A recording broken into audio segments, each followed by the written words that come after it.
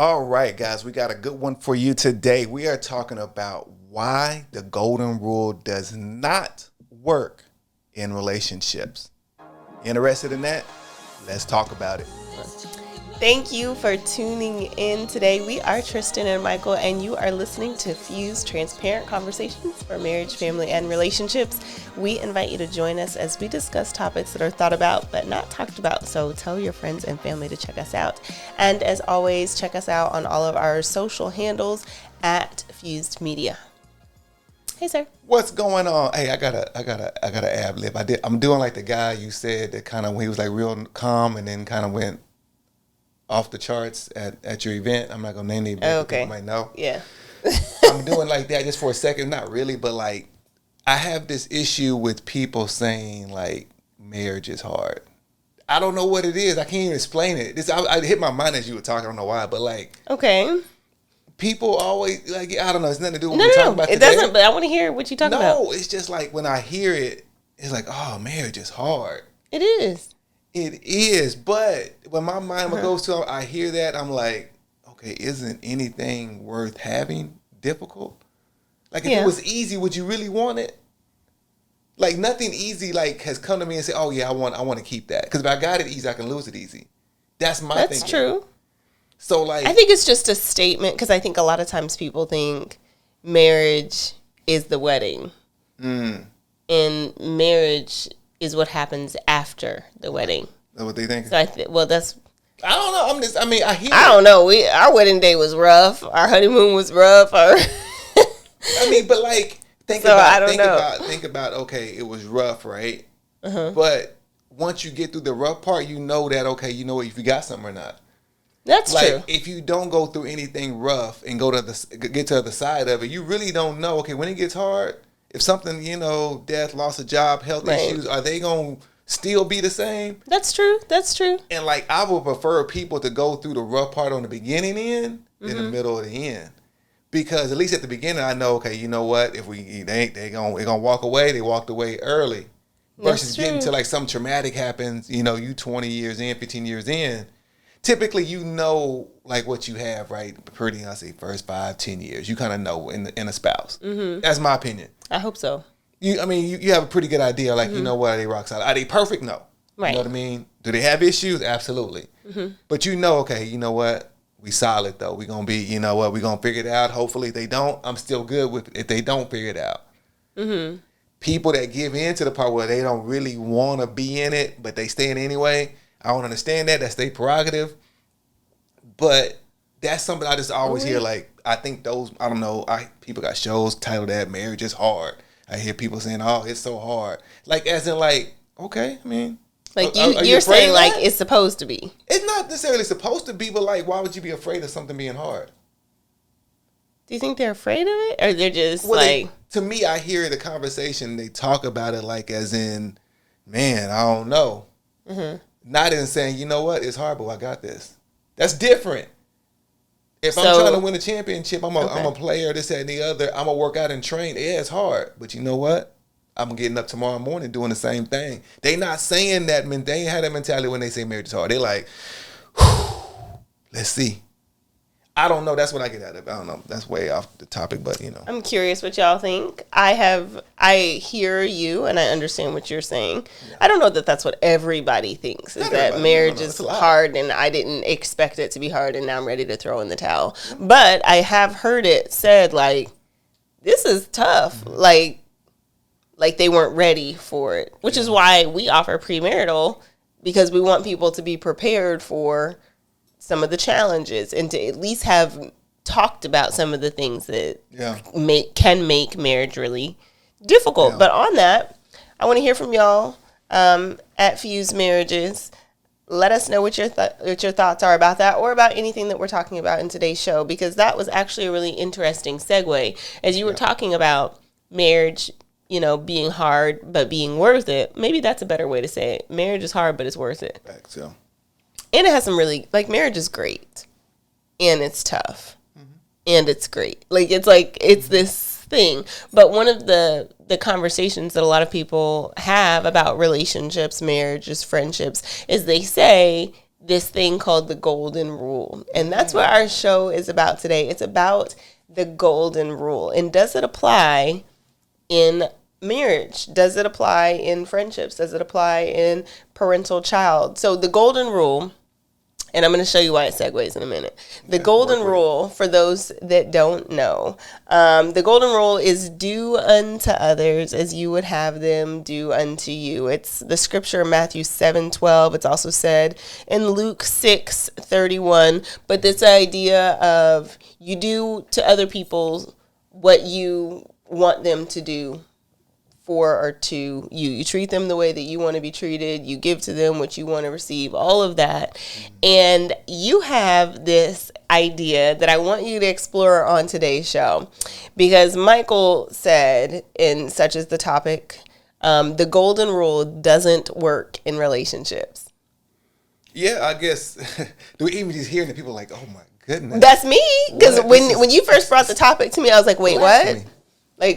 Like, I don't understand what you mean. So I want you to explain that, because in the intro that you just did, even though it wasn't what you were thinking that it would relate, a lot of times we look at marriage and we say it's challenging and it's hard and it's harder than it should be, or that it could be, because I'm doing all the right things. I'm treating them well and they are not responding and all of this. So dig into that, because they need to know, I need to know, we need to know what you mean when you said the golden rule doesn't work. Yeah, hopefully I can explain it, because I mean, I did say that. I did came like, hey, I got this show topic. It's about the golden rule, and about the golden rule does not work in relationships. And that's not absolute. So let me at least quantify, clarify that, right? It's in some relationships, the golden rule does not work, will not work, it's just not going to work. Okay, explain. The thing about it is, like, I mean, even people that don't read the Bible know what the golden rule is, right? They often hear that, you know what, treat others right, do unto others, you want them to do unto you. Like, people rattle that off like it's common, but it's in the scripture, right? So as I observe life, observe myself, observe situations, and it's like, man, I'm like, you know what? The golden rule doesn't necessarily work in every single relationship. Mm-hmm. And I see sometimes where, and I can even put myself in the category, seeing other people's stuff, putting themselves in this scenario as well. It's like when the golden rule is applied, it makes the assumption that I'm treating myself, I'm loving myself in the right manner. Okay. Like, so let me give an example. Maybe that's wasn't as clear. I saw some wheels turning here. Let me get an example. So, like, here's a real basic example, right? Where we probably know people like this that they're just really hard on themselves, right? So if I take the golden rule and apply that to somebody, let's say if I'm hard on myself, then I'm gonna be hard on you, right? If I'm a critic of really what I look like and how I see myself, my self-image, this, that, and the other, either I potentially could be like, you know what, why are you wearing that, this, that, and the other, and having some issues with that, because I'm covering myself, my scars, my issues up with how I dress or what I look like. Wow. If I don't handle money well, I'm gonna look at you and like, hold on, what you doing? Ask you questions about, like, you know, like, I don't even handle it well though. I can't. It doesn't work in those scenarios. Right. And I think the idea is that, like, we have to assume that person is handling themselves. They love themselves first and foremost. And what, like, to love yourself, right? To me, if you love yourself, you're trying to pursue your greatest self. Yeah. So, like, everybody says they love themselves. Everybody says it. Oh yeah, I love myself. Are you trying? And the question I would always ask to that person: are you trying to pursue your greatest self? And they may ask, like, what do you mean by that? Are you trying to be better than what you were yesterday? Mm-hmm. Are you trying to say sorry for the mistakes that you did, that you even didn't realize you did, that you know you did, to say, hey, you know what? I'm trying to be better. Like, that, to me, that's loving yourself. Yeah.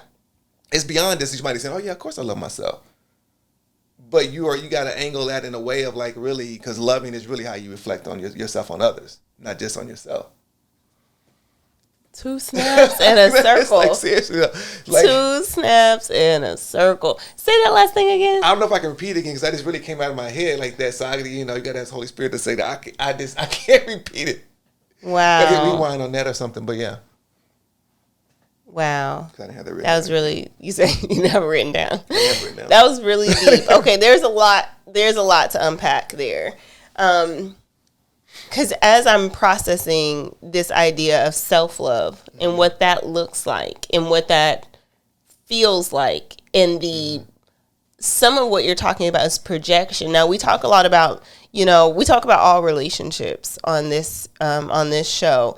But one of the things that immediately popped into my mind was parent to child, as you were talking about loving. And I know that's a little bit different, a little bit veering off, but the idea of, if I don't love myself, then I'm projecting something on to my child. So if I have a image with body, or a body image challenge, or a body image issue, and then I'm looking at my child that might be built like me, and I'm projecting onto them. Or if I have an insecurity, or like you were talking about, your best self. Are you pursuing your best self because that is self-love? If you really couch in that self-love, then, going to the spa might be an aspect of it, but that's not self-love. Like that can't encapsulate all that it is to love myself. And then as you were talking, you said that if I don't get these foundational things right, and I'm paraphrasing, but if I don't get these foundational things right, then I can't possibly really love somebody else. So that work, doing that self-work, is really, really, really important, because I can jack up my kids because I'm projecting some of my own insecurities. I can mess up my relationship with my spouse because they're not responding the way that I want them to respond. And you use the example of somebody being more critical. I know that I am really hard on me. Like, my expectations, I'm very serious about what I want and where I'm going and what I'm trying to accomplish. And if I project perhaps that on you, then it's going to cause dysfunction, because you might not be as serious about the things I'm serious about. And that would be a problem, because now I'm not, like you said, I don't understand why you're not doing what, don't you see this? Don't you see this flaw? Don't you see this issue? And I'm curious as to what your thoughts are on how we hear one another when we're having these kinds of conversations. I really want to know, as we're talking about this golden rule, doing unto others as you would have them do unto you, and how you might be doing unto you is not necessarily feeding the relationship. How do you cope with that? How do you deal with that? How do you hear that? Or how do you maybe change your language or perspective? That's a great question, first and foremost. As you was even that last statement you were making in regards to, like, somebody being hard, right, on themselves. The question I would almost ask, like, reflectively to that person, is you being hard on you loving to yourself? Mm-hmm. And if they say yes, then I'm like, I don't want that type of love, though. Mm-hmm. That's good for you, but I wouldn't want, please love me differently, right? Maybe I want a little softer kind of approach to whatever criticism or approaches or improve, whatever have you. Because if a person is something we're okay with, like, you know what, I'm hard on myself. That's how I push myself. That's how I love myself. Keep myself getting better, which is fine. Mm-hmm.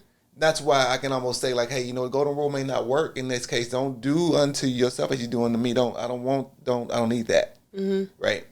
But it has to be communicated, has to be understood, and, like, got to be figured out, right? Because you may be thinking, like, I could be almost take it wrong that you're, getting on me about something, but you're just loving me. That's how you love yourself.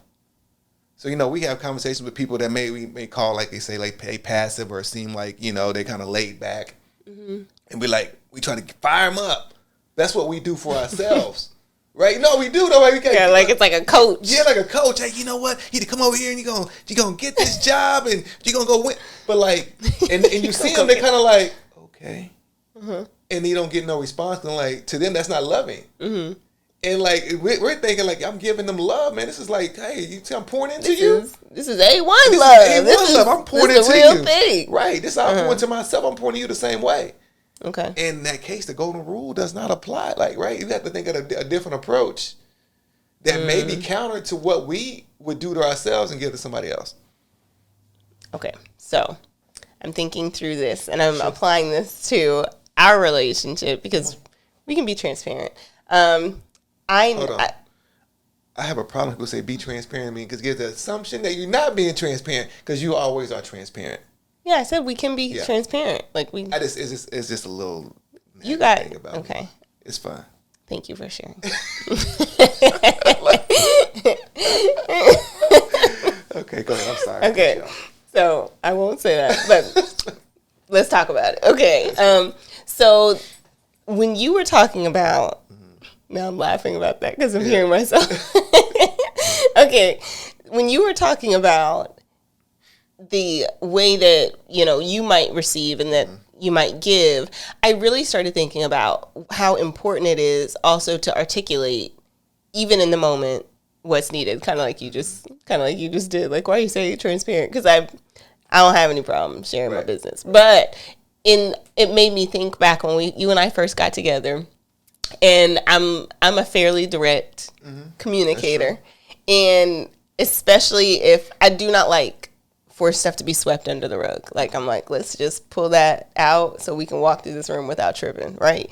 And I remember you told me, you said, yeah, I like direct conversation. Tell me like it is. I don't need all that extra. I was like, dope. No problem. We got this. Our relationship's going to be on point because I can just say how I want to say what I want to say, and you're going to receive it and you're going to give it back to me.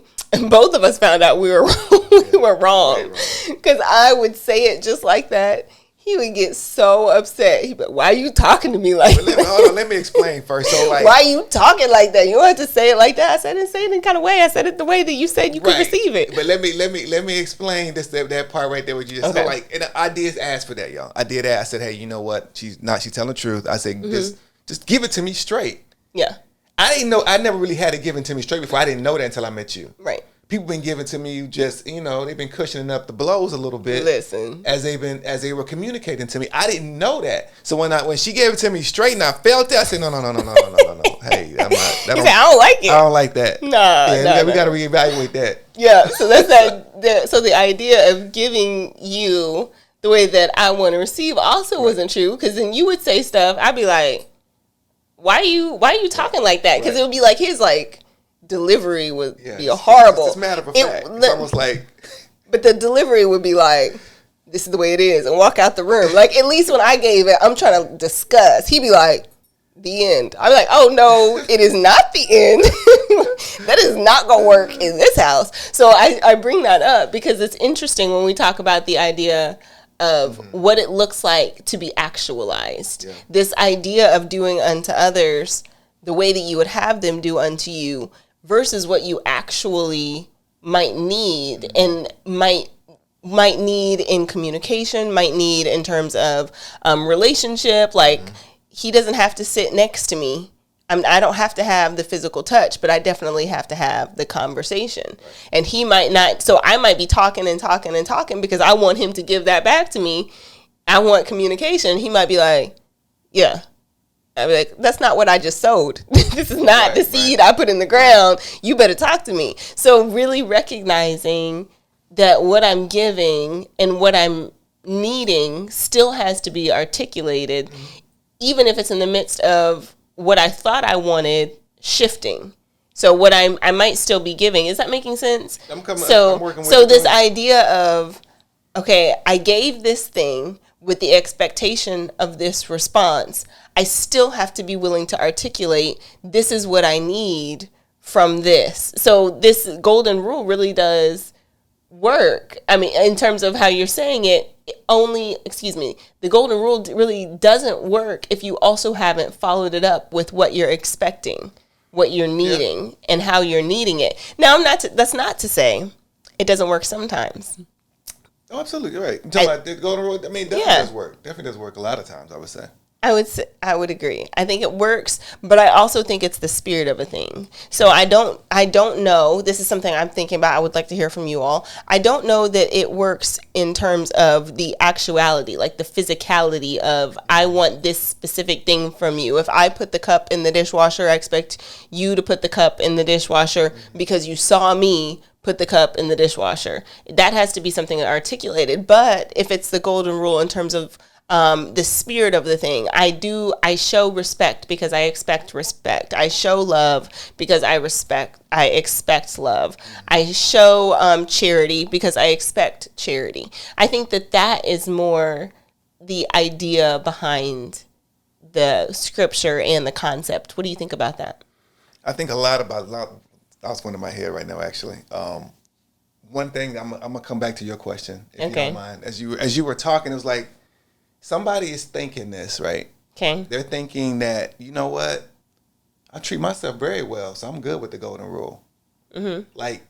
They're saying that's like their kind of counter to like, you know what, I'm good. This doesn't apply to me. This, that, and the other, because they think, you know what, no, I treat myself very well. Mm-hmm. The problem with them in this case is they think too highly of themselves. Ooh. So because they think too highly of themselves, that means they think low of you. Because you can't think high of yourself and not put somebody else beneath you. Mm. So why that came up right then just hit me. Seriously. That's for somebody. For somebody, no, literally, it's like you were talking, you were explaining, I'm like, man, somebody is saying this. But like, seriously though, like, the idea is that like, we're talking about this golden rule, right? Where it may not apply in every case because people may think, you know, they may be too hard on themselves. They, I'm not that. Or, you know what, they don't love themselves. Well, I love myself. They may be saying that doesn't fit them, right? Because they love themselves. They're not really hard on themselves. They treat themselves right. They go on trips. They make sure, you know, they good because they're elevating themselves above other people, which then still gets the same issue, right? Where you got somebody that's having an issue with how they're being loved. Because you're thinking so high of yourself, there's not enough room for you to love somebody else. So, yeah, so I know you had a question in there, but that was like this on my heart to say at that point in time, so. You good. I'm good. Somebody just got delivered, okay? Literally, we're all trying to learn, though. Like, this is a classroom. Like, let's say not this is in this setting, but life. Yeah. And, like, if we're not looking at life that way, right, trying to live it like it's a classroom, I'm trying to get better, learn, get insight, different angles. We got to just kind of hey, take from where you can take from. Mm-hmm. Wow, that was really good. So I did ask you a question, but what you just said to me made me think back on the illustration I gave earlier about us arguing about how we actually need what we need and how we self-speak. So I speak, like I said, I speak to myself very like, Tristin, I'll tell myself, what are you doing? Mm-hmm. Like, cut that out. Or if I'm in the gym, I'm like, now, you know, you could lift a little heavier, or you know that you got 3 more minutes, you better, or whatever the thing is. But if I were working out with you and you talk, now come on, girl, you know you can do better than that. Mm-hmm. Like, I would be upset. You might be like, what is that? I'd be like, if you don't back up, like, versus if you're like, come on, Tristin, you got it, like 2 more minutes or 3 more minutes. It might be the same thing that you're saying, but the way that you're saying it really matters. And so I want you to spend like these last couple minutes as we kind of come through this conversation is I really want you to talk about the tone in which, so even if you're giving the same thing, hey, I'm sowing the same seed. Hey, I want somebody that's going to push me. I want that. If you're in a trainer and your trainer just like, you've got it, I could have done that at the house. Right. But if there's somebody like, no, come on, push. That's what I need. So I want to talk about maybe the way that people can communicate if they do want what they're sowing, but how do they really get that back from their partner? I think that comes with practice, right? With, like you said, trying to figure out what your partner needs. Okay. But as you were talking, it's like 2 words come to mind. It's like one is accountability and the other one is love. Okay. And like, slow it down. Accountability. And love. Okay. And love. Okay. Right? Because there's a way I can hold you accountable and still love you, or just do you need just love, right? Mm-hmm. And love is just more nurturing, more kind of, okay, I'm coming to you in a way that, you know what, that's really just trying to make sure you get through or make sure you're able to sustain that moment. If I'm holding you accountable, I may say, hey, you know what, you can do something different. You need to go make sure you're doing this, and the other. It's going the tone is in the sharpness and the dialect is going to be different. Mm-hmm. But if I'm loving you and you're going to do the same thing, like, hey, you know what, it's going to be all right. You got this. You know what, if you need to talk about it or not talk about it, I'm in your corner. Mm-hmm. And like to learn which one does your partner need, which one does your spouse need at any given time. And a lot of times I think we've been caught into, and I probably have done this myself, right? I've been holding you accountable when you need to be loved. You didn't need to hear like my XYZ thoughts about, okay, why you didn't do this and I can't believe this, or you do this better, or hey, come on, let's get up and let's go. Like that ain't what you need at that point in time. You need just a hug, maybe no words at all. Maybe just sit by you, just send you a text, call and check on you, whatever. Like, I mean, so like, but that comes with time of learning, okay, which one does my partner need, right? And I think we need both. I want you to hold me accountable, but I also want you to love me. And I probably want more love than accountability if I'm picking for myself. And you got to ask your partner, what do they want, right? They may want the same, I don't know. Everybody has to make that kind of choice and where they fit in on that. Oh, good last words for today. Thank you, sir. Thank you all for joining us for this really interesting conversation. We definitely want to hear from you, so make sure that you check out all of our social handles at Fused Marriages. Also, check out our website for more content and resources. This has been Fused Marriages. Let's talk about it. Michael Tristin.